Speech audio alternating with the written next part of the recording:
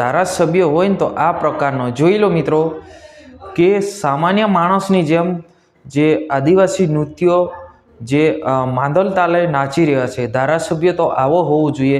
મિત્રો વિડીયોના અંત સુધી તો તમે આપણી ચેનલ પર નવા હો તો ચેનલને સબસ્ક્રાઈબ કરીને લાઇક કરી નાખજો।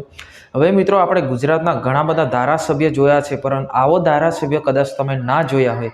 કોણ? એટલે કે ચેતરભાઈ વસાવા, જે કવાંટ તાલુકાના એક ગામની અંદર આદિવાસી લોકનૃત્ય એટલે કે માંદળ તાલે જે રીતના જે આદિવાસી નૃત્યો રમી રહ્યા છે એ રીતના જે એક સામાન્ય પ્રજાની જેમ, એક સામાન્ય જનતાની જેમ, સામાન્ય જનતા સાથે આ જે છે એ નૃત્ય રમી રહ્યા છે। આવું કોઈ દિવસ તમે જોયું છે? ગુજરાતની અંદર કેટલા બધા ધારાસભ્યો છે, નેતાઓ છે, સાંસદ છે, પરંતુ કોઈ દિવસ તમે આવું નૃત્ય રમતા જોયું છે?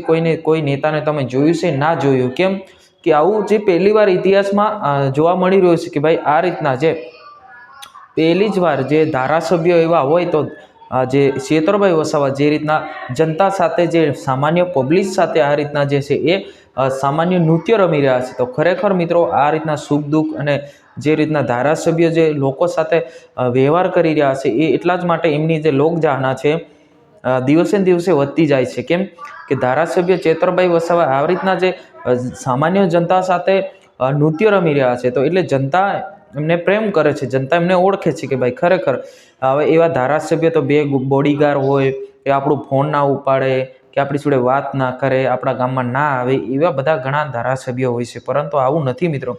સામાન્ય માણસ સાથે પણ આ રીતના જે સારો વ્યવહાર કરતા હોય તો ખરેખર મિત્રો આ રીતના જનતાનો સેવક આપણે કરવું પડે। તો એટલા માટે જે લગાતાર એમની લોકચાહના છે વધી રહી છે।